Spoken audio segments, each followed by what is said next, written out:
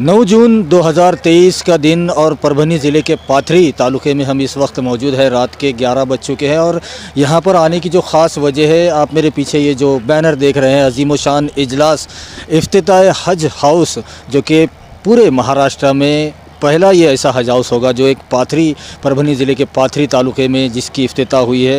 हालांकि हज हाउस जहाँ वहाँ पर होते हैं जहाँ पर एयरपोर्ट होता है, जहाँ पर पूरे महाराष्ट्र से हाजी उम्रे के लिए और हज के लिए आते हैं, लेकिन पाथरी में जो हज हाउस का इफ्तिताह यहाँ पर किया गया उसकी वजह भी विधान परिषद के आमदार फ़ख्रे महाराष्ट्र अब्दुल्ला खान उर्फ बाबा जानी दुरानी इन्होंने बताई है कि यहाँ पर जो हज हाउस की इफ्तिताह की गई और इसकी जो ज़रूरत महसूस की गई कि आस पड़ोस के पाथरी तालुके के आस पड़ोस के तमाम हज और उम्रा को जाने वाले लोगों के लिए यहाँ पर ट्रेनिंग दी जाएगी। उन्हें हज में जो अरकान किए जाते हैं उसके बारे में तालीम दी जाएगी, जो कि ये ना होने से पहले लोगों को परभनी जाना पड़ता था और डिस्ट्रिक्ट लेवल पर जाकर इन तमाम अरकान को सीखना पड़ता था। उसी ज़रूरत को देखते हुए पाथरी में हज हाउस का इफ्तिताह हुआ है और हो सकता है, अल्लाह की ज़ात से नाउमीद नहीं है, ऐसा भी उन्होंने कहा है कि आने वाले दिनों में, क्योंकि पाथरी को साई जन्मभूमि का दर्जा मिला है जो पूरी दुनिया में इसकी पहचान बनी है, और आने वाले दिनों में हो सकता है कि यहाँ पर एयरपोर्ट और वो भी इंटरनेशनल एयरपोर्ट भी आ सकता है, ऐसी उम्मीद की जा सकती है।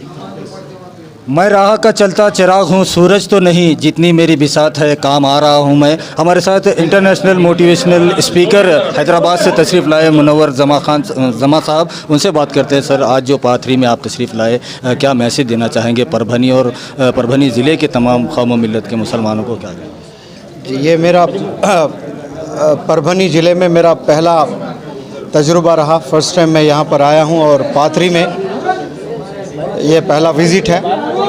और ये हज हाउस का जो इनाग्रल सेरेमनी आज हुआ है फंक्शन, इसमें मुझे आकर बेहद खुशी हुई है। ये 6 एकड़ ज़मीन पर माशाल्लाह खूबसूरत ईदगाह बना है और उसमें फिर हज हाउस बना है, और इतने सारे लोग, ख़वातीन और मर्द हजरात, बच्चे, नौजवान सब जुड़े हैं। और इसको मैं मुबारकबाद देता हूँ बाब जानी साहब जो MLC है यहाँ, जो आपके खिदमत है माशाल्लाह पिछले 40 साल से, और उसका नतीजा आज हमको देखने को मिल रहा है। और मैंने मेरे स्पीच में बताया भी था कि हज एक 5 पिलर्स में एक पिलर है, और ये सब पर फ़र्ज़ भी नहीं है, उन्हीं पर है जिनको अल्लाह ने दौलत से नवाजा है। लेकिन मोटिवेट हमें करना है लोगों को कि ज़्यादा से ज़्यादा लोग हज करें, पैसा सेव करें, उसके लिए पैसा जो भी कमा रहे हैं उसमें से कुछ पैसा हज के लिए निकाल कर रखें, ताकि मदीना मक्का अपनी हयात में एक दफ़ा ज़रूर सब लोग देखें। मैं दुआ करता हूँ कि तमाम पाथरी के और परभनी के लोगों को अल्लाह सुब्हानहू व तआला एक मौका दें हज पर जाने का और उम्रा करने का। और ये जो हज के सेशंस होते हैं बमुश्किल 1 महीना 2 महीना होता है, तो 10 महीने बिल्कुल, वो भी डिस्ट्रिक्ट में होता है, ये तो एक तालुका है।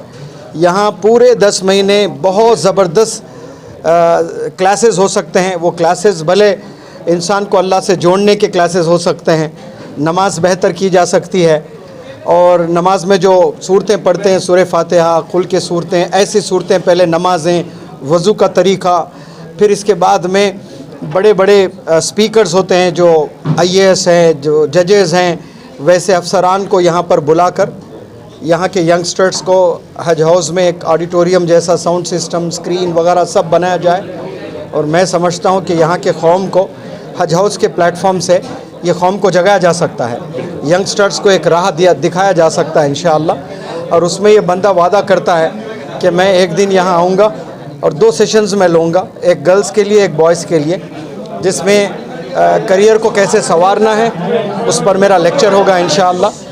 और मैं उम्मीद करता हूँ कि ऐसा तमाम हिंदुस्तान के जितने हज हाउसेज़ हैं वो यंगस्टर्स को अल्लाह से जोड़ने के सेशंस रखें और स्किल्स डेवलप करने के सेशंस रखें।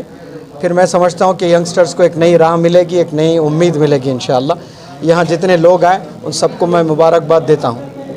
अस्सलाम वालेकुम। 9 जून 2023 परभनी ज़िले के पाथरी तालुके में, जो कि पाथरी तालुका, यहाँ पर एक तारीख़ लिखी गई आज, क्योंकि पूरे महाराष्ट्र में किसी तालुके में हज हाउस नहीं बना होगा, जो कि ये तारीख़ यहाँ पर बनाई है विधान परिषद के आमदार अब्दुल्ला खान उर्फ बाबा जानी दुरानी खान साहब और पाथरी नगर परिषद के साबिक़ा नगर अध्यक्ष गट नेता जुनेद भैया दुरानी, इन्होंने ये तारीख़ यहाँ पर बनाई है। और पाथरी ही नहीं बल्कि इस आज के इस हज हाउस की और ईदगाह, पाथरी की ईदगाह की मिसाल पूरे महाराष्ट्र में देखने को नहीं मिलेगी। बात करते हैं जुनेद भैया दुरानी से। भैया, आज जो ये काम हुआ है हज हाउस का, इसके लिए पहले तो आपको और आमदार साहब को बहुत बहुत मुबारक। क्या कहेंगे, ये जो हज हाउस पाथरी में बना है, कैसे इसका आगे इस्तेमाल होगा, जैसे ट्रेनिंग के लिए, हाजियों के उम्रा के लिए, क्या कहना? ये देखिए, ये जो हज हाउस की जो आज इफ्तिताह हुई है, ये हज हाउस बनाने का जो कारण है, वो कारण ऐसा है कि जो हुज्जाज इकराम जो है, तो उनको जो है तो प्रॉपर ट्रेनिंग मिलना, हज को जाने से पहले या उम्रा से जाने से पहले उनको जो है तो पूरे अरकान समझ में आना कि हमको कब क्या करना है, कब क्या नहीं करना है, कौन सी चीज़ करनी है, कौन सी चीज़ नहीं करनी है और कौन सी चीज़ कब करनी है, ये हर चीज़ का उनको इल्म में लाने के लिए, और सिर्फ पाथरी के लिए नहीं है, ये मानवत, सोनपेट, सेलू, अतराफ़ की जितनी भी हमारे देहात है, यहाँ के सभी जो लोग हैं, जो हमारे हुज्जाज है इकराम, वो यहाँ पर आके ट्रेनिंग लेंगे। और उनका जो हज जो होता है एक इंसान की ज़िंदगी का सबसे अहम तरीन जो है तो उसका वक्त होता है वो, और उसको उसके अरकान सही तरीके से होना, ये हर इंसान का एक मकसद होता है, चाहत होती है।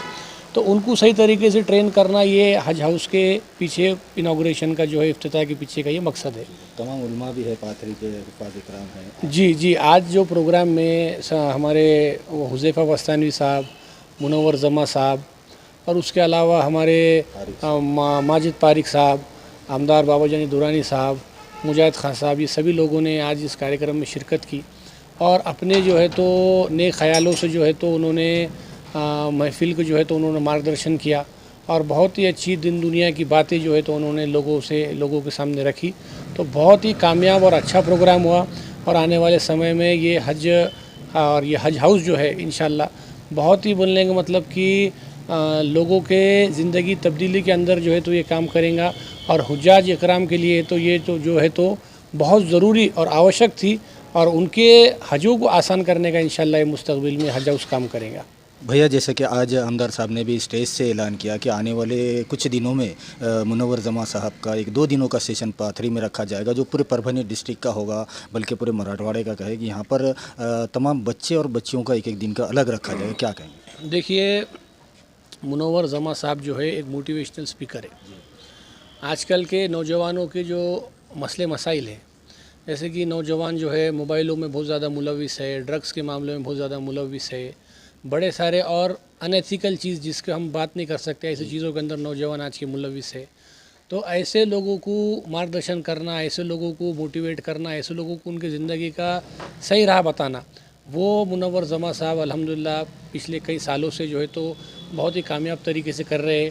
आज पाथरी वालों ने जो है उनको पहली बार सुना और सुनने के बाद हमको ऐसा लगा कि ये जो कार्यक्रम था, ये हज हाउस के माध्यम से जो कार्यक्रम था, अगली बार इससे बड़ा कार्यक्रम लेके, डिस्ट्रिक्ट लेवल कार्यक्रम लेके, लड़कियों और लड़कों को दोनों का अलग अलग इंतज़ाम करके बड़े लेवल पे कार्यक्रम लेके, डिस्ट्रिक्ट लेवल पे कार्यक्रम लेके उनका जो है तो मोटिवेशनल हमें तो टॉक रखेंगे, जिससे हमारे जो नौजवान, हमारे जो बहनें और भाई हैं, उनको जो है तो इससे फ़ायदा हो। का जो कंपाउंड और ईदगाह जो आलिशान जो ईदगाह बना है, दरअसल मौलाना ये पूरा इंक्रोचमेंट था। हम जो बैठे हुए इस जगह पे घरा बन गए, ये घर तोड़ना पड़ा मेरे को, इनको दूसरी जगह देना पड़े, उनको सरकारी घर दिया मैंने और ये सब लोगों को यहाँ से अपने प्लॉट और अपनी जगह देकर उन लोगों को शिफ्ट किया और वो लोगों ने भी बड़े मुखलिस अंदाज में जो है जो ईदगाह पे जो इंक्रोचमेंट हुआ था, जो अतिक्रमण हुआ था, वो लोगों ने सब जगह छोड़ने। तो एक 20-30 साल के बाद इधर पूरे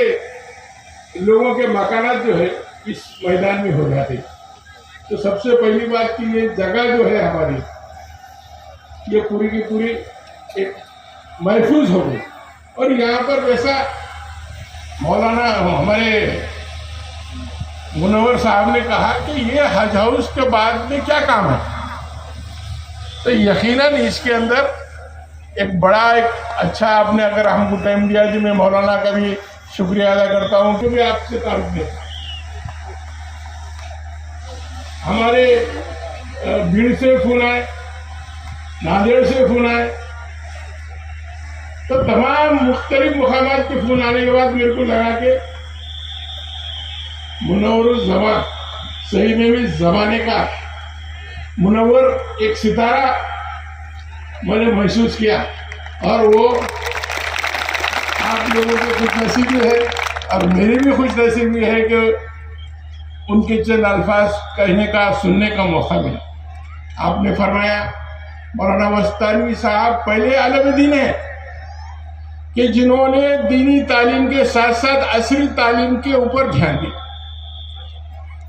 नहीं तो हमारे उलमा इकराम, हमारे जिम्मेदारान सब यही चाहते थे कि भाई हमारा मदरसा फिर दीन के खिले बन के रहे। मैं कई लोगों के अल्फाज सुना भाई, हमारे को दीन के साथ साथ दुनियावी तालीम भी बहुत जरूरी है। मुनव्वर जबा साहब ने कितने अंदाज में कहा कि IAS IPS, और ये चीज के ऊपर हमारे लोगों का जहन बिल्कुल नहीं। आज जैसा मेडिकल कॉलेज मौलाना लाइन में मैं तो 15 साल पहले गया था, तकरीबन 15 साल हो गए होंगे, अक्ल को आ गया।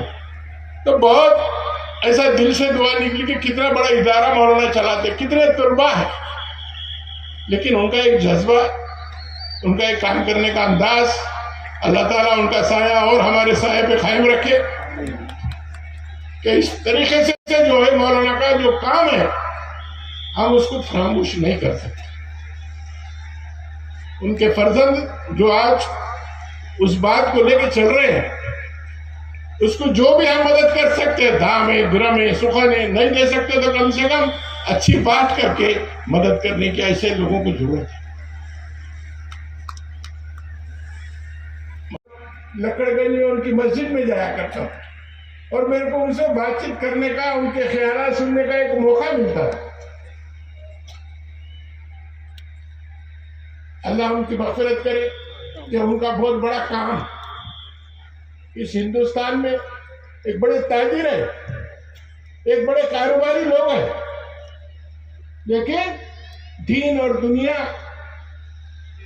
ये दोनों को साथ लेकर चलने वाले मौलाना अब्दुल करीम साहब के फर्जंद अब्दुल मजीद पारिक, जिनके बदस्त मैंने उनको नागपुर सेशन में जब गया था तो मैंने कहा कि एक हज हाउस पाथरी में मैं एक छोटा सा बना रहा हूँ, आप उसके उद्घाटन को आइए। तो मैं नागपुर सेशन में उनकी तारीख लिया था और वो आज यहाँ पर मेरे दावतनामे को कबूल करके आए। उनका भी मैं बहुत तहे दिल से शुक्रिया अदा करता हूँ। मराठवाड़े के मुख्तलिफ अजला से, मुख्तलिफ तालुकात से, मुख्तलिफ गाँव से यहाँ पर आए, आप तमाम लोगों का भी शुक्रिया अदा करता हूँ और पाथरी वालों से ये इल्तिजा करता हूँ कि पहले बिरयानी बाहर के लोगों को खाने दीजिए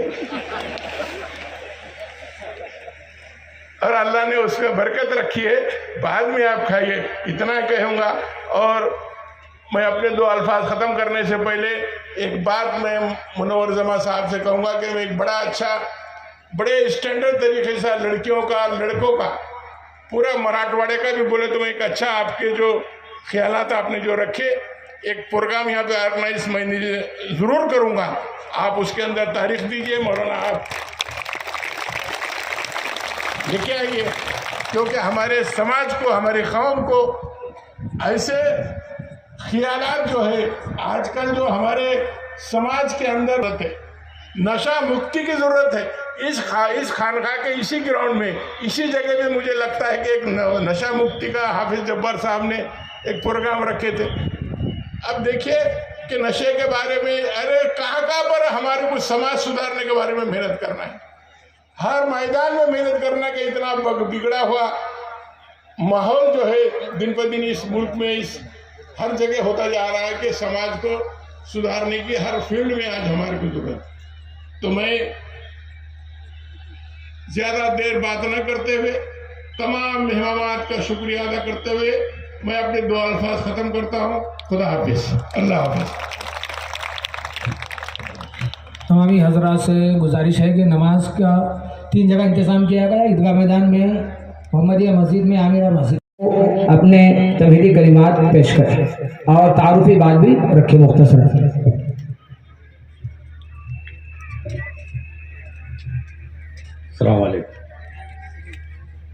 आज के इस जलसे के सदर परभनी जिले के हरदिल अजीज कायद गुलाम मस्तानवी साहब, हैदराबाद से तशरीफ लाए हमारे मेहमान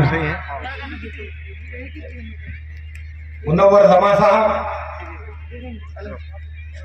पाथरी के साबिक सदर बल्दिया जनाब जुनैद खान, भीड़ से तशरीफ लाए हमारे मेहमान तामीर अखबार के एडिटर जनाब मखदूम साहब, पाथरी मार्केट कमेटी के संचालक धर्मे साहब, डीसीसी बैंक के संचालक दत्ताराव महेंद्र साहब और मस्जिद सामाइन, बड़े दिनों से आज के मुबारक दिन का इंतजार था। आज पाथरी शहर में हज हाउस का इफ्तिताह जनाब अब्दुल मजीद पारी साहब के दस्ते मुबारक से हुआ। यह हज हाउस आपको महाराष्ट्र में किसी ताल्लुक़े में नहीं मिलेगा, ना कोई जिले में मिलेगा।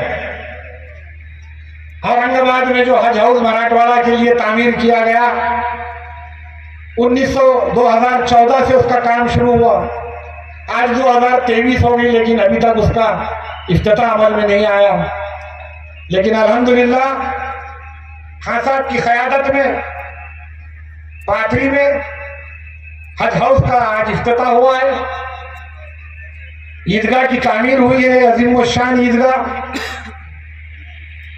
और इसी के साथ न सिर्फ खान साहब ने ईदगाह और हज हाउस की तामीर की है, बल्कि जो हमारे मुल्क की गंगा जमनी तहजीब है, जो हमारे मुल्क की साझा विरासत है, उस गंगा जमनी तहजीब और उस साझा विरासत को लेते हुए इस शहर में खान साहब ने बौद्ध विहार की तामीर की है। इस शहर में खान साहब ने राम मंदिर का निर्माण किए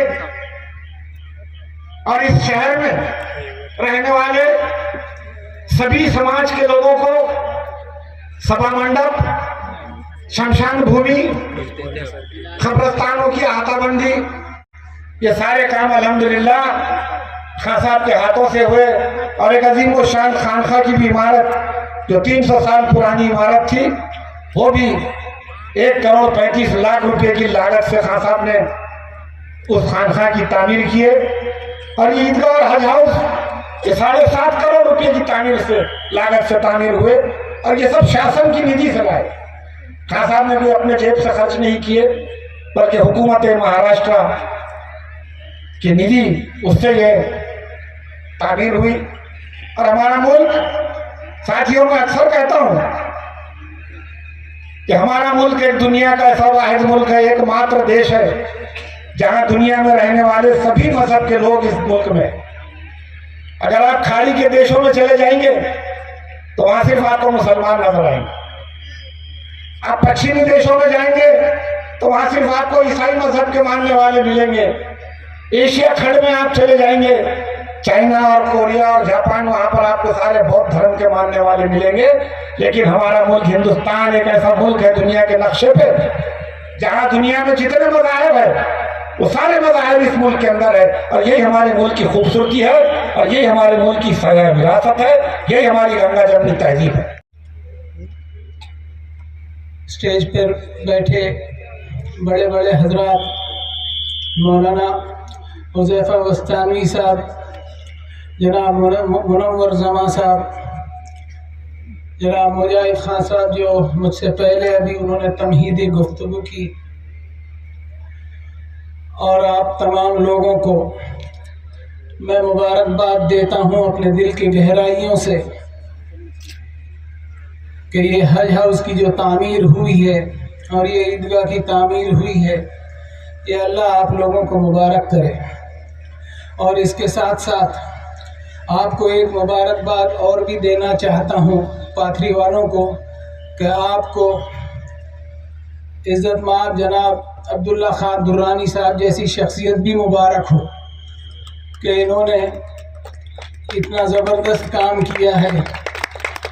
और मेरी दुआ है अल्लाह ताला की बारगाह में कि अल्लाह ताला उनके इक़बाल में बुलंदी अता फरमाए और ये जो काम उन्होंने किया है अल्लाह ताला उसको ऐसा कबूल फरमाए कि हमारी दुनिया भी बन जाए और आखिरत में भी हमें नजात नसीब हो जाए। मेरे भाइयों, ये हज हाउस की तामीर और ये ईदगाह की तामीर हुई है, इस पर मैं आपको अर्ज़ करूँगा कि यहाँ से कई लोग हज के लिए जाएंगे। उस हज के लिए जिसके एसेंस को, जिसकी रूह को जानना ज़रूरी है, इसके बारे में मैं आपको कुछ आयतों का इंतखाब मैंने कर रखा है। उन आयतों पर मैं कुछ अर्ज़ करने की कोशिश करूँगा। औज़ु बिल्लाहि मिनश शैतानिर रजीम, बिस्मिल्लाहिर रहमानिर रहीम। वअज़्ज़िन फिन्नासि बिल हज्जि यअतूका रिजालन व अला कुल्लि ज़ामिरिन यअतीना मिन कुल्लि फज्जिन अमीर। हज़रत इब्राहीम अलैहिस्सलाम की आवाज़ पर बंदे हज के सफ़र के लिए, और अल्लाह ताला ने ये भी फरमाया कि वमा जअला अलैकुम फिद्दीन मिन हरज मिल्लत अबीकुम इब्राहीम। अल्लाह ने दीन के मामले में कोई मुश्किल नहीं डाली तुम पर। तुम्हारे रूहानी वालिद हज़रत इब्राहीम के डॉक्ट्राइन को तुम्हें फॉलो करना है। हुवा सम्माकुमुल मुस्लिमीन मिन क़ब्ल व फ़ी हाज़ा। अल्लाह ने तुम्हारा नाम, तुम्हारे अखलाक, तुम्हारी मॉरलिटी और नैतिकता, रसूलुल्लाह सल्लल्लाहु अलैहि वसल्लम की अखलाकी और समाजी सुन्नतों पर तुम्हारा अमल, ये सब एक आला नमूना बनकर समाज पर जाहिर होंगे तो दावत का काम अपने आप जो है वो जारी रहेगा, उसमें कभी ब्रेक नहीं लगेगा। अब ज़रूरत है कि हम इस मुल्क में हमारी जिम्मेदारियों को समझें। आज मैं एक बॉल नहीं होती, अगर होती तो थोड़ी देर के लिए होती है। जैसी एक सोडा की बोतल जो है उसको आप खोलो तो सोडा उबल के बाहर आने लगा, थोड़ी देर में वो सोडा का जोश ठंडा पड़ जाएगा और उसके बाद वो नॉर्मल पानी बन जाएगा। अब मैं आपको उस होशमंदी की तरफ ले जाना चाहूँगा जो कुरान मजीद हमको बतलाता है। आज से 1450 साल पहले जनाब मोहम्मद रसूलुल्लाह सल्लल्लाहु अलैहि वसल्लम पर जो किताब नाजिल हुई, उस पर आप चौंक जाएंगे कि इंटरनेशनल पीस यानी अंतर्राष्ट्रीय अमन व अमान, अंतर्राष्ट्रीय अमन और शांति की जिम्मेदारी अल्लाह ने मुसलमानों पर डाली। और ये मैं नहीं कह रहा हूँ, पवित्र कुरान की आयत कह रही है कि वला यजरिमन्नकुम शनआन कौमिन अन सद्दूकुम अनिल मस्जिदिल हराम। मुसलमानों, किसी से दुश्मनी मोल न लेना कि तुम्हारे हज के इंटरनेशनल सफ़र में बाधा बने। किसी के साथ जुल्म, ज्यादती और अत्याचार की रविश अख्तियार न करना, किसी के साथ ज्यादती नहीं करना, बल्कि वतआवनु अलल बिर्रि वत्तक़वा। इस दुनिया में जीने का तुम्हारा उसूल होना चाहिए और प्रिंसिपल अल्लाह ने वो बनाया है कि हमेशा नेकी के काम में आगे आगे रहना, हमेशा लोगों के काम आने के लिए तत्पर रहना। वला तावनु अलल इस्मि वल उद्वान वत्तकुल्लाह इन्नल्लाह शदीदुल इक़ाब। मुसलमानों, तुम्हारा अमल ऐसा होना चाहिए। लेकिन हर शख्स अपने आप को टटोले कि आज मेरे अखलाक और नैतिकता के क्या हाल हैं। 57 मुल्क मेरे पास होने के बावजूद मेरे पास कोई रिकॉग्निशन नहीं है, कोई पहचान नहीं है। वर्ल्ड ऑनेस्टी इंडेक्स यानी दुनिया में किस मुल्क में सबसे ज्यादा ईमानदार लोग रहते हैं, इस पर एक लिस्ट बनी, एक सर्वे हुआ। इस लिस्ट में एक भी नाम नहीं है और उस देश का नाम जरूर है जिस देश से लाखों लोग हज और उम्रे को नहीं जाते। उस मुल्क में इस्लाम के नाम पर बड़े बड़े जलसे नहीं होते और वर्ल्ड ऑनेस्टी इंडेक्स में और मॉरल वैल्यूज और नैतिकता और अखलाकियात में वो देश नंबर 1 है। और वो मुल्क जिसमें ये सारे काम हो रहे हैं वो मुल्क 160 नंबर पर है। तो बरस पहले जनाब मोहम्मद रसूलुल्लाह सल्लल्लाहु अलैहि वसल्लम पर नाजिल हुई। जरूरत है कि हम हमारे अंदर में सुधार लाएं, हमारे खुद के माशरे में सुधार लाएं, इंसानी मोहब्बत और हमदर्दी लाएं, बेबस, लाचार और मजबूर इंसान। और रसूलुल्लाह सल्लल्लाहु अलैहि वसल्लम ने दुनिया इंसानियत को वो अहम आयत बताई कि या अय्युहल्लज़ीना इंसान का नाजायज फ़ायदा उठाओ, इंसानी समाज को इस तरह बर्बाद ना होने देना कि तुम लोगों का शोषण करो और अपनी जेबें और अपनी तिजोरियां भरते चले जाओ। ऐसे करप्शन से सोसाइटी में ज़बरदस्त बिगाड़ आएगा। वला तक़्तुलू अनफुसकुम, धोखेबाजी और फरेब का बोलबाला हो जाएगा। समाज में एक की जीत और हज़ारों की हार होने लगेगी और इंसानियत पर से भरोसा उठ जाएगा। फरमाई, मैं मुबारकबाद देता हूँ बाबा जानी साहब कि आपने हज हाउस पाथरी में बनाए, और जैसा कि हमारे पहले मुकर्रिर ने कहा, बिल्कुल सही है कि मैंने भी जब मुझे फ़ोन पर दावत दी तो मैंने ताज्जुब किया कि पाथरी और हज हाउस कोई कॉम्बिनेशन समझ में आता नहीं है। इसलिए कि आमतौर पर यह समझा जाता है कि हज हाउस वहाँ होता है जहाँ एयरपोर्ट होता है, तो जहाँ एयरपोर्ट होता है वहाँ पर हाजी लोग आते हैं और हाजी लोग आकर वहाँ पर ठहरते हैं और फिर वहाँ से उनके जाने का निज़ाम होता है। तो मैंने कहा कि भाई हज हाउस आया है तो क्या पाथरी में एयरपोर्ट भी आ रहा है? बहरहाल तो ये एक बहुत बड़ा अचीवमेंट है और बहुत बड़ा कारनामा है कि आपने ये इतना खूबसूरत ईदगाह इस शहर पाथरी में बनाई, और फिर उसके साथ आपने नूर अला नूर कुरान की ताबीर के मुताबिक हज हाउस को भी आपने तामीर किया। बहरहाल इंसान जो भी कुछ करता है अल्लाह की तौफीक से करता है, और अल्लाह तौफीक भी हर एक को नहीं देता है। अल्लाह तौफीक भी उसे देता है जिसके अंदर अल्लाह रब्बुल इज़्ज़त कुछ देखता है कि इसे तौफीक देने जैसा है।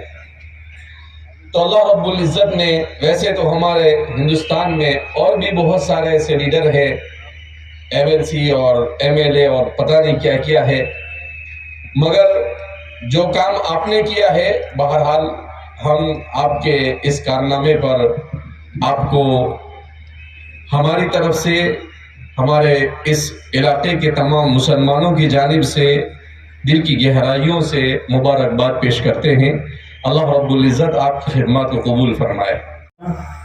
ये दर्शाता है कि आप लोग ऐसी चीज़ें पसंद करते हैं, और ये जो हज हाउस का इनाग्रेशन है और इसका इस्टेब्लिशमेंट यहाँ पर हुआ है, जैसे मौलाना हुज़ैफ़ा साहब ने बताया कि ये कॉम्बिनेशन कुछ समझ नहीं आता है, लेकिन इस डिस्ट्रिक्ट में जो मुंबई शहर से बहुत दूर यहाँ हज हाउस तामीर भी हुआ है, और हम अपनी आँखों से देख भी रहे हैं माशाअल्लाह।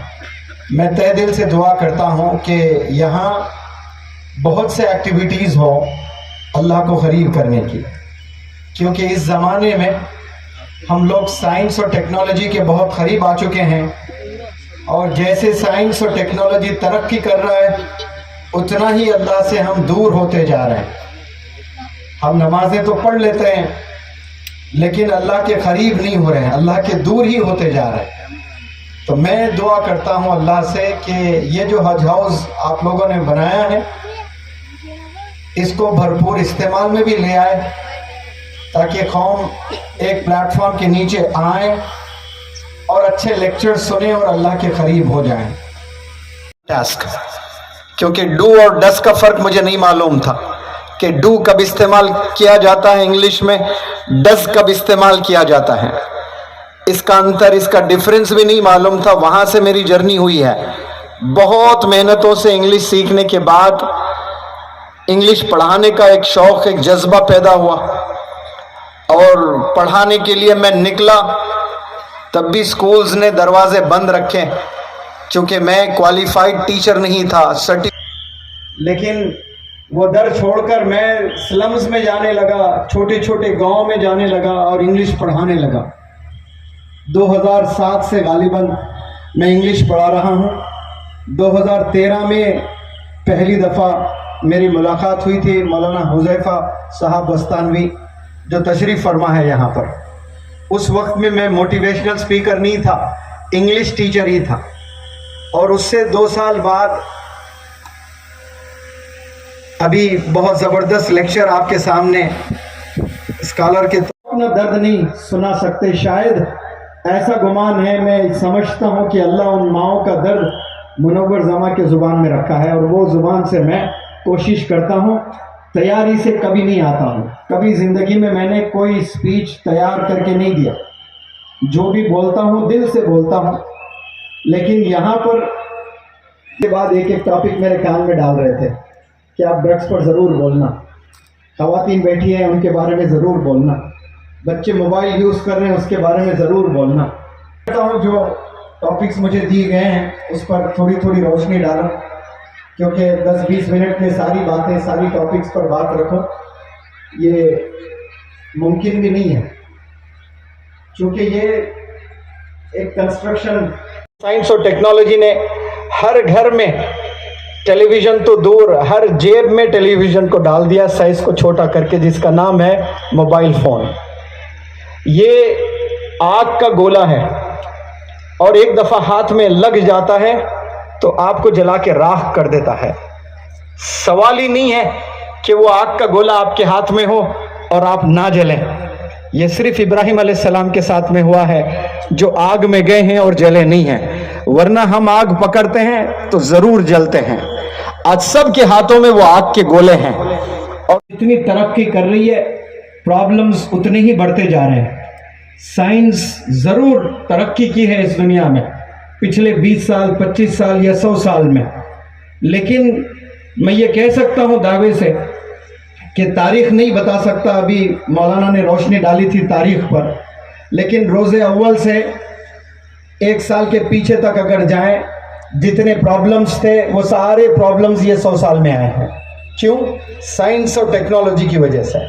ये ज़रूर इंसान के लिए हेल्पफुल है। टेलीविज़न है, टेलीविज़न से बहुत सारी चीज़ें देख सकते हो आप, न्यूज़ देख सकते हो, बाखबर रह सकते हैं आप, लेकिन टीवी के ज़रिए से कितनी गंदी चीज़।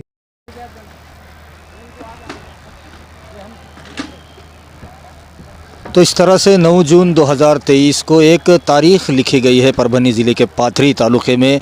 यहाँ पर हज हाउस का इफ्तिताह हुआ है और अज़ीमुशान जो ईदगाह है पूरे महाराष्ट्र में, अपने आप में पहली ऐसी ईदगाह इसी ईदगाह के मैदान में। यकीनन ये बहुत ही काबिले मुबारकबाद बात है विधान परिषद के आमदार अब्दुल्ला खान उर्फ बाबा जानी दुरानी खान साहब और उनके तमाम जो साथी हैं, जिनकी सबकी मेहनतों से ये हुआ है। और आज का ये प्रोग्राम तमाम उलमा व हुफ़ाज़ पाथरी इनके जानिब से रखा गया था। वीडियो जर्नलिस्ट अब्दुल के साथ परभनी अपडेट न्यूज़ के लिए मैं कलीम कुरैशी।